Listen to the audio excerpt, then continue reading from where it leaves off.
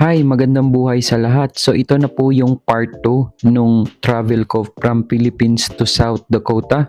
So after ng 12 hours 30 minutes na biyahe, nakarating na tayo dito sa San Francisco at akala ko ang lahat ay magiging smooth. Yun pala meron na naman tayong magiging aberya pagdating natin sa San Francisco. Kasi nung tinanong ako ng immigration at kinuha lahat ng papeles ko, naging okay naman lahat ng documents ko. However, doon sa baggage ko ay nagkaroon ng problema dahil nung tinanong ako kung anong laman ng baggage ko, syempre, honest tayo at takot na takot tayo dahil bago lang tayo dito sa bansang US. Sinabi ko lahat nung laman ng bag ko, which is yung pasalubong na dried mango, polvoron, tsaka hopya. Pero ang ginawa nila, nilock muna nila yung passport ko sa isang parang maliit na box para tignan yung bagahe ko.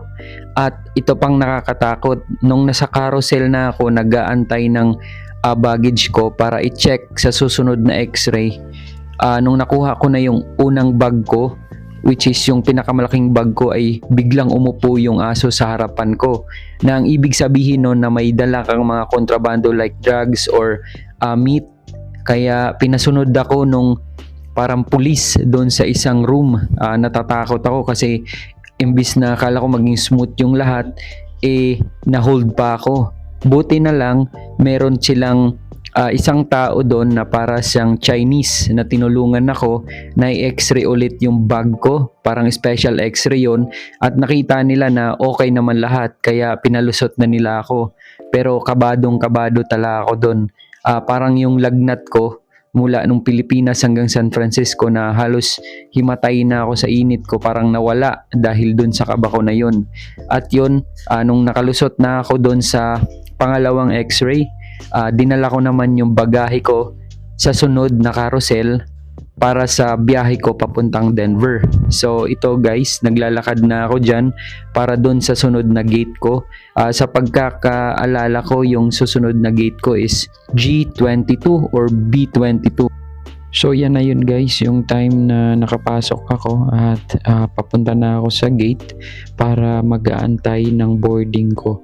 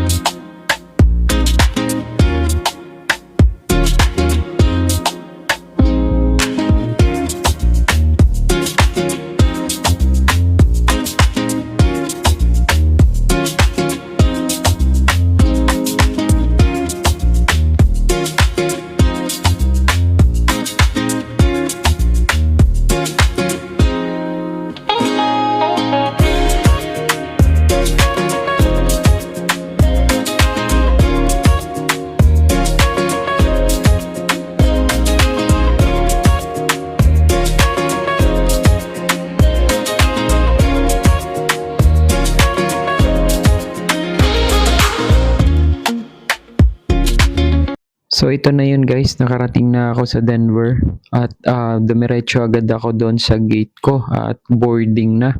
At ito yung time na binuka-buka ko yung kamay ko dahil parang namamanhid sa lamig. At ayan, nasa loob na ako ng eroplano.